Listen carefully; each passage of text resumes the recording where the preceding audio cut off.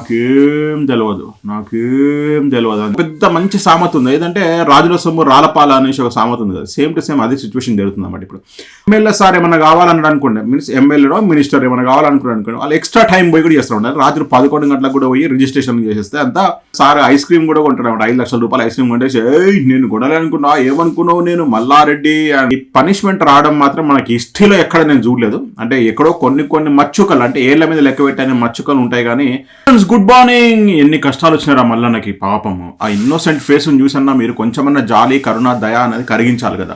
ఇన్ని రోజులు పాపం ఎంతో కష్టపడి ఎంతో డెవలప్ అయినాడు, పాలు అమ్మినాడు, పూలు అమ్మినాడు, ఎన్నెన్నో కథలు పడ్డాడు.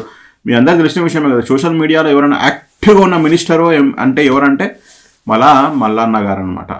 మీకెందుకు భయ్యా నువ్వేందుకు మాట్లాడుతున్నావు మల్లన్న గురించి అంటే, భయ్యా మీకు తెలుసో తెలియదో, మేడ్చల్ ఏరియాలో సార్కున్న పెద్ద హాస్పిటల్ ఒకటి ఉంది, రైట్, మెడికల్ కాలేజ్.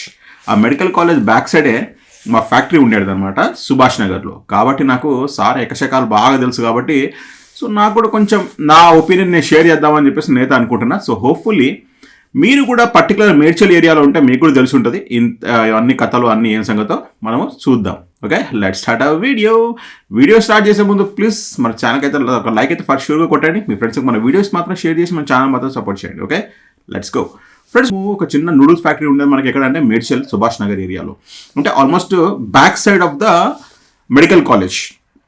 సో నేను రోజు మెడికల్ కాలేజ్ నుంచి పక్కన నుంచి పోయేటోని నేను చూస్తున్నాను అనమాట. అబ్బా ఆ పెద్ద క్యాంపస్, ఆ పెద్ద ఏరియా, అవన్నీ ఇంకా జనాలతో కూడా మంచి ఇంట్రాక్షన్ అవుతున్నాయి నాకు అక్కడ.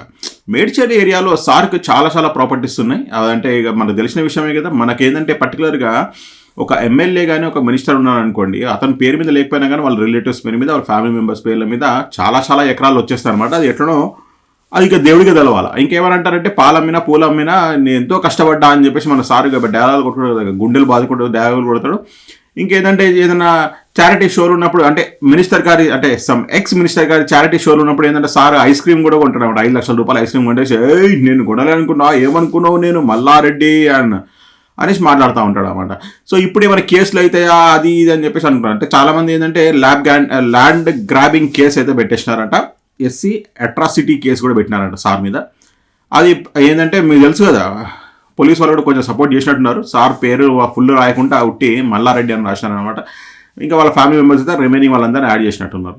సో ఏం జరిగింది ఏం కథ అని చెప్పేసి అంటే మీకు తెలిసిన విషయమే కదా. మనకేంటంటే మన పవర్లో ఉన్నప్పుడు మనకు అందరు సపోర్ట్ చేస్తారు. ఎవరెవరు తహసీల్దార్లు సపోర్ట్ చేస్తారు, రిజిస్ట్రార్లు సపోర్ట్ చేస్తారు, అన్ని సపోర్ట్. అంటే వాళ్ళు ఎక్స్ట్రా మైల్ దాటి మరీ గవర్నమెంట్ జాబులు చేస్తారు అనమాట. ఇప్పుడు నార్మల్ కామన్ పబ్లిక్ పోయినప్పుడు రెగ్యులర్ టైంలో పోయినా కానీ ఆయనకి అంత సపోర్ట్ ఉండదు. కానీ మన ఎమ్మెల్యే సార్ ఏమన్నా కావాలన్నాడు అనుకోండి, మీన్స్ ఎమ్మెల్యేలో మినిస్టర్ ఏమైనా కావాలనుకున్నాడు అనుకోండి, వాళ్ళు ఎక్స్ట్రా టైం పోయి కూడా చేస్తూ ఉంటారు. రాత్రి 11 గంటలకు కూడా పోయి రిజిస్ట్రేషన్ చేసేస్తే అంతా సౌలత్ మనకి వస్తుంది అన్నమాట, ఎందుకంటే పవర్లో ఉన్నప్పుడు.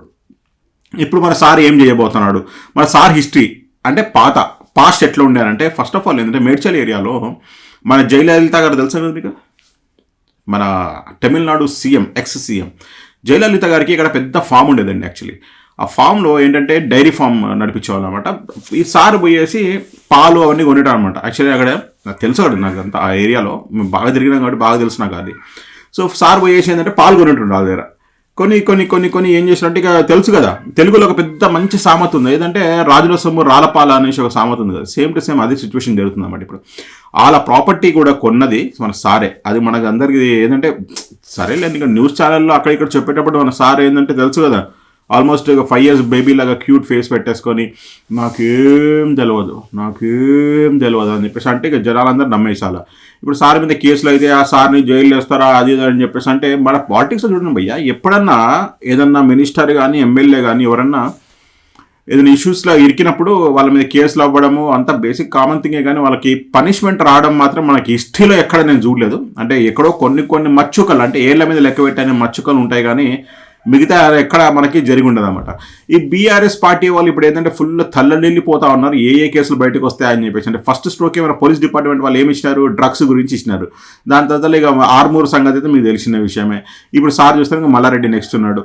దాని తర్వాత టార్గెట్ల మీద టార్గెట్లు పెట్టేసి మరి వీళ్ళు హంట్ చేస్తున్నారా అన్నట్టు అనిపిస్తుంది అనమాట. అంటే కాంగ్రెస్ పార్టీ వాళ్ళు హంట్ చేస్తున్నారా అని చెప్పేసి అంటున్నారు.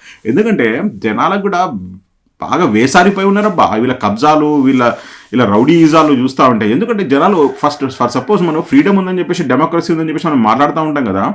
ఎవరన్నా జర్నలిస్ట్ కానీ, సోషల్ మీడియాలో పనిచేసే మీన్స్ యూట్యూబర్స్ కానీ ఎవరైనా ఏదైనా మాట్లాడారు అనుకోండి, ఆటోమేటిక్గా వాళ్ళు ఏం చేస్తారంటే వాళ్ళ వెనకాల ఉన్న రౌడీ షీటర్స్ ఉంటారు కదా, అంటే వాళ్ళ వెనకాల సపోర్టింగ్ రౌడీ షీటర్లు పెంచి పోషిస్తూ ఉంటారు అన్నమాట వాళ్ళని.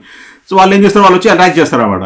అటాక్ చేయడం వల్ల ఏమవుతుందంటే యాక్చువల్లీ ఇప్పుడు మనము మన ఫ్యామిలీ గురించి, మన గురించి ఆలోచిస్తాం కాబట్టి మనం ఎక్కువ డ్రాస్టిక్ స్టెప్స్ తీసుకోలేము, ఎక్కువ మాట్లాడలేమన్నమాట. మనం ఏంటంటే డెమోక్రసీ అని చెప్పేసి మనం సంతోషపడతాం అంతేగాని అది గ్రౌండ్ రియాలిటీ మాత్రం అటు ఉండదు అన్నమాట. మన అగేన్స్ట్గా లీడర్స్ గురించి ఏమైనా మాట్లాడాలంటే it's not at all possible, especially in Telangana and Andhra.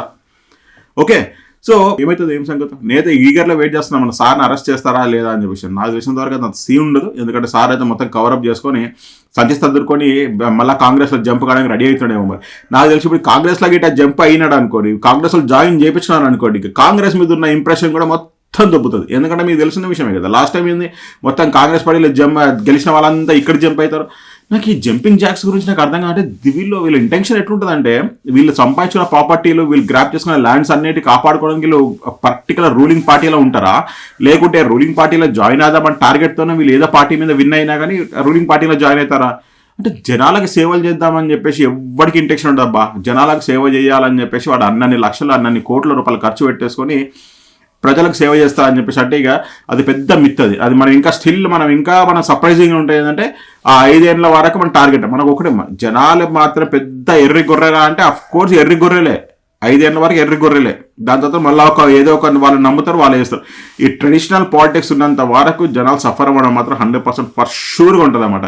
ఎందుకంటే చాలా మంది ఇంకేమనుకుంటారు అంటే మన వరకు రాలే కదా మనకెందుకులే అని చెప్పేసి అనుకుంటారు. మనకు వచ్చేంత వరకు మనకు తెలియదు అనమాట. మనకు వస్తే అప్పుడు మనకు ఆ బాధ అనేది తెలుస్తుంది. ఇప్పుడు పర్టికులర్గా ఒక ల్యాండ్ ఉంది మనది, మనం ఎంతో కష్టపడి మన తాతలు తండ్రులు సంపాదించిన ల్యాండ్, దాన్ని మనం ఏదో చేస్తున్నాం, ఏదో డెవలప్ చేసుకుందాం అని చెప్పేసి అనుకుంటాం. అంటే ఎస్పెషల్లీ ఇప్పుడు 10 years డౌన్ టైంలో జరిగిన చాలా ఇన్సిడెంట్స్ నాకు తెలుసు, పర్సనల్ ఇన్సిడెంట్స్ కూడా నాకు చాలా ఉన్నాయి అట్లాంటివి. నేను ఆల్రెడీ ఒకసారి నహీం గురించి ఒక వీడియో చేశాను నేను, అంటే మా పర్టికులర్ ల్యాండ్ ఎట్లా కబ్జా చేసినారు ఏం సంగతి అని నాగార్జున నగర్ ఏరియాలో. సో ఇట్లా ల్యాండ్ గ్రాబింగ్ ఇష్యూస్ అనేది జరిగితే ఆటోమేటిక్లీ మనం చెప్తున్నాం కదా, నీ మోటివ్, నీ మోరల్ అన్ని మొత్తం దెబ్బతాయి అనమాట. నువ్వు ఎక్కడ పోయినా నీకు సపోర్ట్ దొరకదు. నువ్వు రిజిస్టార్ ఆఫీస్కి పోలేవు, పోలీస్ కంప్లైంట్ ఇవ్వలేవు, నువ్వు కోర్టుల కేసుల చుట్టూ నువ్వు తిరగలేవు. ఎందుకంటే నీకైతే అంత ఎఫర్ట్, అంత డబ్బులు ఖర్చు పెట్టలేవు, అంత టైం నువ్వు స్పెండ్ చేయలేవు. వీళ్ళకి ఏముందబ్బా, ల్యాండ్ గ్రాబ్ చేస్తారు, ల్యాండ్ కబ్జా చేస్తారు, కోర్టుల కేసు వేస్తారు. వాళ్ళకి ఆల్రెడీ వాళ్ళ ఆస్థానానికి సంబంధించిన లాయర్లు ఉంటారు అనమాట. అంటే వాళ్ళ కింగ్డమ్కి సంబంధించిన లాయర్స్ ఉంటారు కాబట్టి వాళ్ళ డ్యూటీ అది అనమాట. నేను ఇట్లా ల్యాండ్ కబ్జా చేసినా దాన్ని చూసుకో అని చెప్పేసి అనగానే ఈయన సార్ పోయి చూసుకుంటా ఉంటాడు. ఆ లాయర్ పని ఏంది, ఈయన జాగాలు ల్యాండ్లు వాటిలో కాపాడుతుండే వీళ్ళ పని అనమాట. అదబ్బా మన దగ్గర ఇప్పుడు పాలిటిక్స్లో జరుగుతున్నది. ఇప్పుడు నా మనసులో ఉన్న మాట నేనైతే చెప్పిన, ఈ జయలలిత గారి ఫామ్ గురించి కూడా నేను క్లియర్గా కట్గా చెప్పిన, నా ఇష్యూ గురించి కూడా నేను క్లియర్ కట్గా చెప్పిన. ఎందుకు ఇట్లా మాట్లాడుతున్నా అంటే, నేను ఆ పర్టికులర్ ఆ ఏరియాల బ్యాక్ సైడ్, అంటే కాలేజ్ బ్యాక్ సైడ్ మా ఫ్యాక్టరీ ఉంది కాబట్టి నాకు బాగా తెలుసు. ఆ ఏరియాలో నేను బాగా తిరిగిన, ఆయన మీద ఇంప్రెషన్ మాత్రం నార్మల్ జనాలకైతే అస్సలు లేదనమాట. కానీ ఆయన ఎట్లా విన్ అయ్యండి ఏం సంగతి అని చెప్పేసి అంటే మీకు తెలిసిన విషయమే. వాళ్ళ స్టాఫ్ను మాత్రం విపరీతంగా వాడేసుకున్నాడు. ఎట్లా అంటే వాళ్ళకి సంచులలో వాళ్ళకి మంచిగా ఒక బ్యాగ్ ఇచ్చినాడు, అంటే కాలేజ్ బ్యాగ్స్ ఉంటాయి కదా, కాలేజ్ బ్యాగ్లో మంచిగా మూటలు పైసలు ఇచ్చినాడు, మీకు ఒక లిస్ట్ ఇచ్చినాడు అనమాట. లిస్ట్ ఇచ్చేసి వీళ్ళు పోయి పైసలు వంచేసి అప్పండి అని చెప్పేసి వాళ్ళ స్టాఫ్ను మాత్రం భలే యూటిలైజ్ చేసుకున్నాడు.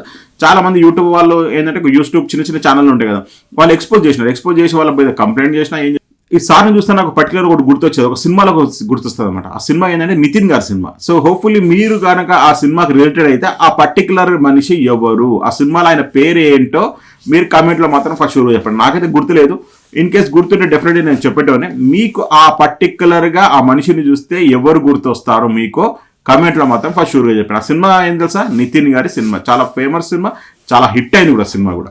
ఓకే అండి, చూద్దాం మీరు కరెక్ట్గా చెప్తారా లేదా అని చెప్పేసి మీ కమెంట్లో మాత్రం, మీ అమూల్యమైన కమెంట్ మాత్రం ఫస్ట్ షూర్గా పేస్ట్ చేయండి. ఓకే అండి, by by, have a nice day, జై హింద్.